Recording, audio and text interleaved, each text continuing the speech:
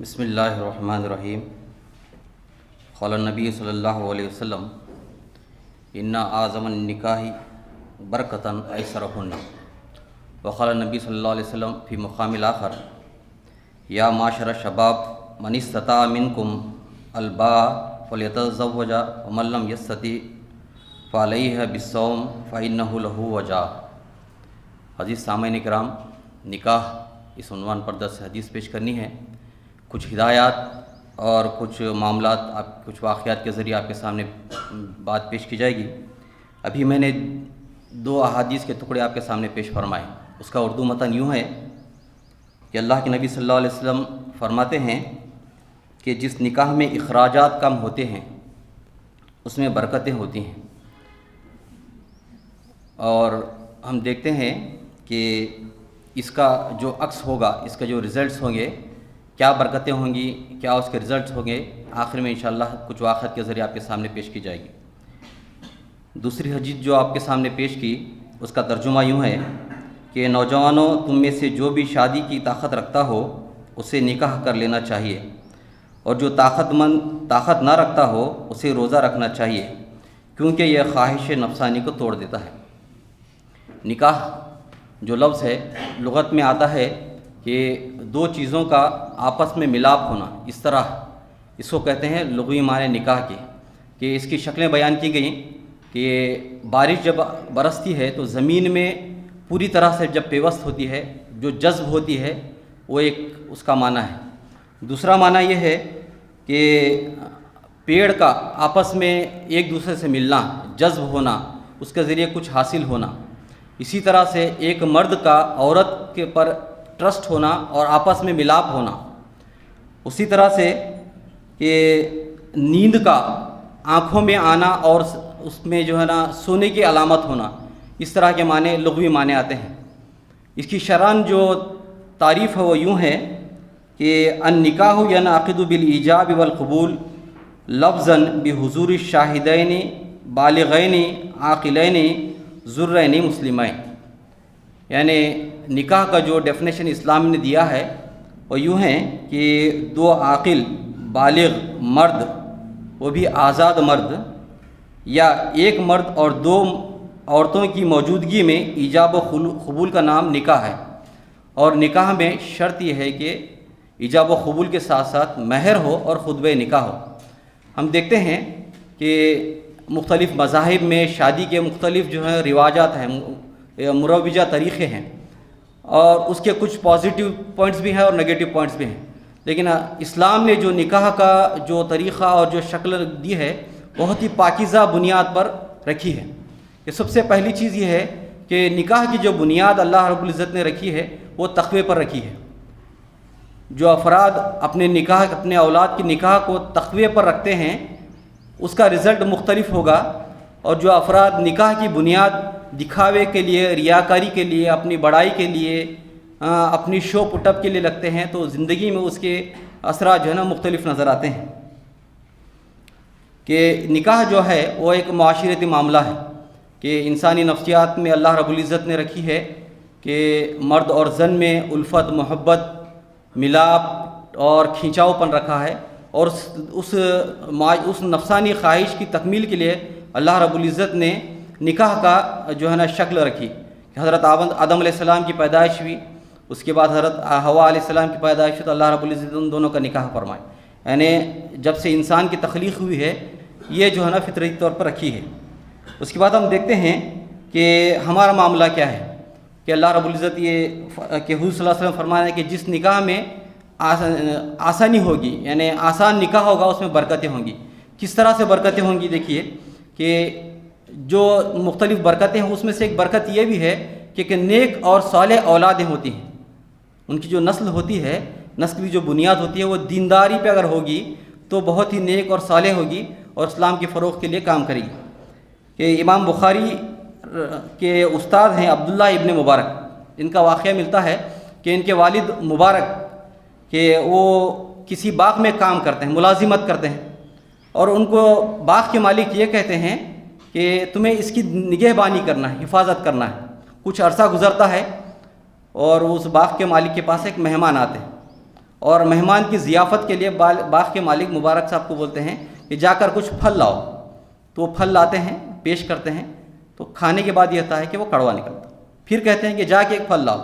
پھر پھل لاتے ہیں تو وہ بھی کڑوا نکلتا ہے، اس کے بعد تیسری مرتبہ کہتے ہیں تو پھر بھی کڑوا نکلتا ہے۔ تو وہ باغ کے مالک ان پر غصہ ہوتے ہیں اور مہمان کی ضیافت میں کچھ معاملہ آنے سے یہ کہتے ہیں کہ مبارک اتنے سال سے آپ کام کر رہے ہو لیکن آپ کو پھل کی شناخت نہیں ہے، تو آپ فرماتے ہیں کہ آپ نے مجھے اس کی حفاظت کے لیے کہا،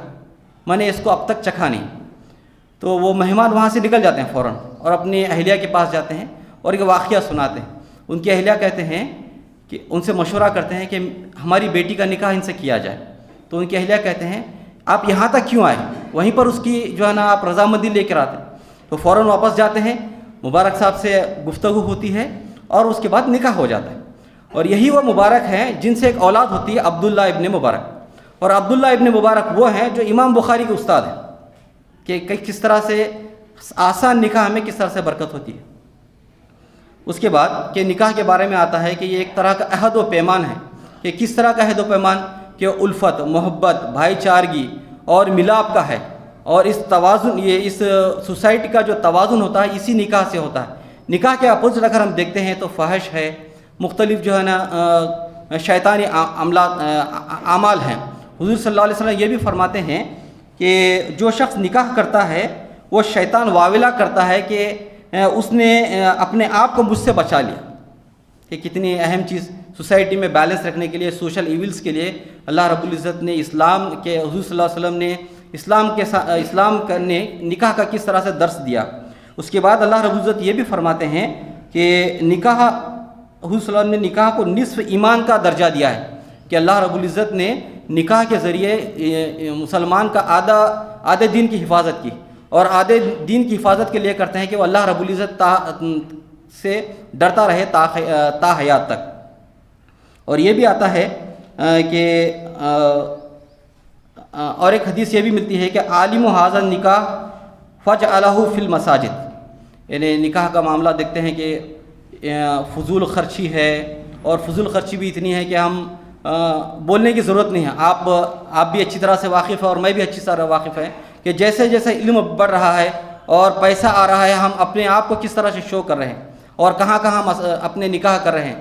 کہ اگر وہی جو ہے نا اخراجات کم کریں گے تو برکت آئے گی۔ حضور صلی اللہ علیہ وسلم کی حدیث جو آپ کے سامنے پیش کی، اس کا ترجمہ یوں ہے کہ نکاح کا اعلان کرو،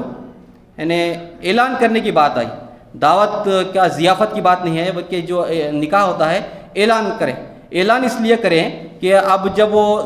ایک مرد اور ایک عورت آپس میں ازدواجی زندگی میں منسلک ہوں گے تو ان کے بارے میں لوگوں کو معلوم ہو جائے کہ یہ فلاں شخص کا بیٹا کا نکاح ہو چکا ہے، یہ اصل معنی ہے۔ اس کے بعد یہ بھی فرماتے ہیں کہ نکاح کو مساجد میں جو ہے نا منعقد کیا جائے،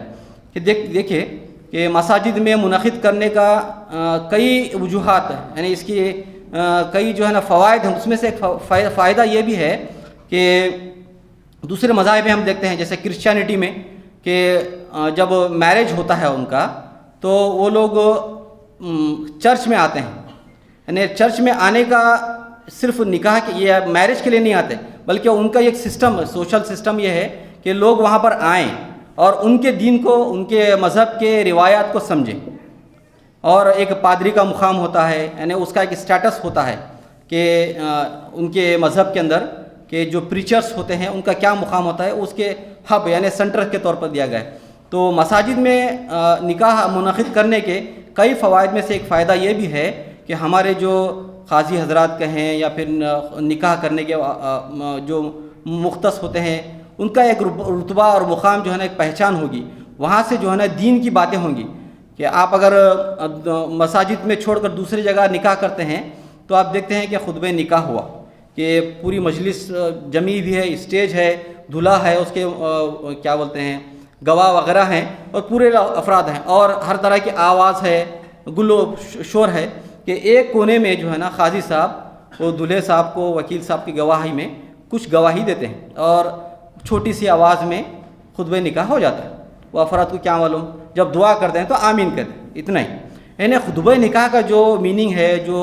نکاح میں جو چیزیں پڑھی جاتی ہیں وہ دین اسلام کی بنیادی چیزیں ہیں، کہ تقوی کے بارے میں اس کا تذکرہ ہوتا ہے، خاندانی معاملات کے بارے میں اس کا تذکرہ ہوتا ہے، الفت اور محبت کے بارے میں ہوتا ہے، اولاد کے بارے میں ہوتا ہے، دینداری کے بارے میں ہوتا ہے، کہ ایسا جب علم لوگوں کے سامنے پیش کیا جا رہا ہے، اسٹیج پر ہے اور چھوٹی سی آواز میں ہو رہی ہے، اس کا فائدہ نہیں پہنچے گا۔ اگر مساجد میں منعقد کریں گے تو افراد وہاں پر آئیں گے، ایک مسجد میں جب داخل ہوتے ہیں ایک فطری طور پر ہے کہ اہتمام کے ساتھ آتے ہیں، وہاں پر آئیں گے لوگ، افراد آئیں گے، دولہے والے بھی آئیں گے، دلہن والے بھی آئیں گے، عام سامعین بھی آئیں گے، کچھ چیزیں نصیحتاً طور پہ آئیں گے، ہو سکتا ہے اس کے ذریعے کچھ تبدیلی آئیں اور اس پر جو ہے نا کچھ فوائد ہو۔ اس کے بعد کہ حضور صلی اللہ علیہ وسلم نے یہ بھی فرمایا کہ نکاح کے کیا معیارات ہونا چاہیے، کہ کس طرح سے نکاح کے جو ہے نا کن معیارات پر ہو۔ آپ صلی اللہ علیہ وسلم فرماتے ہیں کہ جب نکاح ہوتا ہے تو 4 معاملات پر ہوتا ہے، ایک ہے دولت، دوسرا حسن، تیسرا خاندان اور چوتھا دینداری۔ اور حضور صلی اللہ علیہ وسلم یہ فرماتے ہیں کہ بہتر یہ ہے کہ آپ دینداری کو فوقیت دیں۔ اسلام نے دولت کی حصول کے لیے ممانعت نہیں کی، حسن اور جمال کے لیے ممانعت نہیں کی، اور اسی طرح سے خاندان کے بارے میں کہ جتنا خاندان کے بارے میں اچھا اسلام کے جو ہے نا اسلام نے اچھے پازیٹیو پوائنٹ رکھا کہ جب خاندان اعلیٰ سے اعلیٰ ہوگا تو ویسا ہی جو ہے نا سوسائٹی میں پروان چڑھے گی، اور اچھی سوسائٹی پر پروان چڑھے گی تو فوائد ہوں گے۔ لیکن حضور صلی اللہ علیہ وسلم نے یہ فرمایا کہ دینداری کو فوقیت عطا فرمائے، کہ اس کا جو ہے نا اگر ہم فوقیت دیں گے ان تمام چیزوں پر تو اس کا جو ہے نا عکس ہمیں زندگی میں نظر آئے گا۔ کہ دینداری کا معاملہ کہ کس طرح سے ہوتا ہے، ایک واقعہ میں آپ کے سامنے رکھوں۔ یہ سعید بن سیبر کہ کبار تابعین میں آتے ہیں کہ ان کی علمی مجالس ہوا کرتی ہے، اس میں کئی شاگردوں میں سے ایک شاگرد ہیں جن کا نام عبداللہ ہے، کہ وہ باضابطہ طور پر صحیح وقت پہ اور تسلسل کے ساتھ اس مجلس میں حاضر ہوتے ہیں، لیکن 3 دن غائب ہوتے ہیں۔ جب وہ چوتھے دن آتے ہیں تو استاد اپنے شاگرد سے پوچھتے ہیں کہ عبداللہ کیا وجہ تھی کہ آپ 3 دن نہیں آئے؟ تو وہ فرماتے ہیں کہ میری بیوی کا انتقال ہو گیا، اور اسی وقت اپنے شاگرد سے یہ کہتے ہیں کہ میری بیٹی ہے، کیا آپ نکاح کرو گے؟ اور سعید بن سیب کے بارے میں آتا ہے کہ ان کی بیٹی کے لیے وقت کے خلیفہ کے 3 بیٹوں کے رشتے آئے کہ لیکن انہوں نے اس آفر کو قبول نہیں کیا۔ عبداللہ کی بار میں جیسے یہ بات آتی ہے تو وہ ہاں بھرتے ہیں اور اسی مجلس میں نکاح ہو جاتا ہے، اور اس مجلس میں جیسے ہی نکاح ہوتا ہے عبداللہ نکل جاتے ہیں، اپنے گھر جاتے ہیں، کہ ان کو فکر ہوتی ہے کہ اب میرا نکاح ہوا ہے، بیوی آئے گی تو اس کی ضیافت وغیرہ، اس کے رہن سہن کا معاملہ۔ تو گھر میں جاتے ہیں تو سوکھے روٹی کے ٹکڑے ہوتے ہیں، اس میں پانی میں ملاتے ہیں، اور ان کے سسر جو ابھی ابھی ہوئے ہیں وہ پریشان ہوتے ہیں کہ عبداللہ کا ہے، میرے داماد کا ہے، فوراً گھر جاتے ہیں، آواز دیتے ہیں تو یہ بولتے ہیں یہ کس کی آواز ہے؟ اندر سے دریافت ہوتی ہے کون؟ تو آپ کرتے ہیں کہ میں ابھی ابھی جو سسر ہوا وہ ہوں۔ وہ پریشان ہوتے ہیں، دروازہ کھولتے ہیں، ان کے سسر اور ان کی اہلیہ ہے، اور ان کے سسر کا معاملہ یہ ہے کہ اپنی بیٹی کو گھر میں چھوڑ کر واپس چلے آتے۔ یہی معاملہ کہ اس طرح کے معاملات ہمارے سامنے آتے ہیں۔ اور ایک واقعہ کہ عبد الرحمن بن عوف رضی اللہ تعالیٰ صحابی رسول ہیں، حضور صلی اللہ علیہ وسلم کے سامنے کہ حضور صلی اللہ علیہ وسلم کے سامنے مجلس میں آتے ہیں کہ وہاں پر عبداللہ بن عوف جو ہے نا عبد الرحمن بن عوف خوشبو لگا کر آتے ہیں، اور مدینہ میں اس وقت خوشبو لگانا ایک اعلیٰ چیز، اچھی چیز مانی جاتی تھی، اور بہت ہی مشکل سے اچھی خوشبو ملا کرتی تھی۔ تو حضور صلی اللہ علیہ وسلم ان سے دریافت کرتے ہیں کہ عبد الرحمن بن عوف کیا معاملہ ہے، آج خوشبو لگا کر آئے؟ تو وہ فرماتے ہیں کہ میرا نکاح ہو گیا، کہ نو اعلان کے وقت کے نبی ہیں، سید الانبیاء ہیں، ہم ان کو نکاح میں نہیں بلا رہے ہیں، اور جو ہے نا ان کو اعلان نہیں کر رہے ہیں۔ یعنی ہمارا معاملہ کیا ہے کہ تیاریاں ہوتی ہیں کئی مہینوں سے کہ فلاں شخص کو اگر میں نہیں بلاؤں گا تو میرے کیا ہوگا، فلاں داماد کو نہیں بلاؤں گا، بھائی کو نہیں بلاؤں گا، بہنوں کو نہیں بلاؤں گا، لسٹ بنائی جاتی ہے۔ لیکن یہ کیا معاملہ ہے کہ حضور صلی اللہ علیہ وسلم کے سامنے یہ بات ہے۔ تو حضور صلی اللہ علیہ وسلم یہ اس وقت یہ نہیں دریافت کر رہے ہیں کہ عبد الرحمن بن عوف کیا آپ نے مجھے نہیں بلایا، یہ نہیں ہو۔ ان کے کلمات کیا ہیں دیکھیے، حضور صلی اللہ علیہ وسلم فرماتے ہیں کہ ولیمہ کرو چاہے ایک بکری ہے کیوں نہ۔ ہمارا معاملہ کیا ہے، نکاح کر لیے، ہمارے کو نہیں بلے، ٹھیک ہے دیکھا جائے گا، میری بچی کی بھی شادی ہے، میرے بچے کی بھی شادی ہے، اور 100% کر کے بتاتے ہیں کہ جب اب ان کی بچی کا معاملہ آتا تو 100% ان کو نظر انداز کرتے ہیں۔ وہاں سے اختلافات شروع۔ یعنی دینداری کا جو معاملہ رہتا ہے اور غیر دینداری کا معاملہ ہے، دیکھیے ہم کس کو خوش کر رہے ہیں، رشتہ داروں کو، دوست احباب کو، اپنے لیڈروں کو، ان کو خوش کر رہے ہیں، اللہ رسول کو خوش نہیں کر رہے ہیں۔ عبد الرحمن بن عوف کا معاملہ کیا ہے، کہ وہ سید الانبیاء ہیں ان کو نہیں معلوم؟ اور اخراجات کتنے ہیں کہ ہمارا ولیمہ ہو رہا ہے، شادی میں ضیافت ہو رہی ہے تو کس طرح کا معاملہ ہو رہا ہے، کہ اس چیز کی جو ہے نا ضرورت ہے۔ اس کے بعد نکاح کے بارے میں ایک بات یہ بھی ہے کہ نکاح سے پہلے کچھ تفتیش کی جائے، اس کی اجازت ہے کہ آپ اپنی بیٹی کسی کے کوئی حوالے کر رہے ہیں تو اس کے بارے میں کردار، اخلاق، نماز، دینداری کے بارے میں کچھ تفصیلات معلوم کیے جائیں اور اطمینان قلب کے ساتھ اس کے جو ہے نا نکاح کیا جائے، کہ اصل معاملہ یہ ہے کہ اس کے بعد جو ہوگی، جو نسل ہوگی، جو خاندان ہوں گے، جو ملاپ ہوگا، اس میں گڑبڑی نہ ہے۔ اللہ رب العزت سے دعا ہے کہ اللہ رب العزت ہمیں رسوم و رفات سے محفوظ رکھے، اور جب عمل کا معاملہ آئے تو سنتوں پر عمل کرنے کی توفیق عطا فرمائے۔ وما علینا الا البلاغ، وآخر دعوانا الحمد للہ رب العالمین۔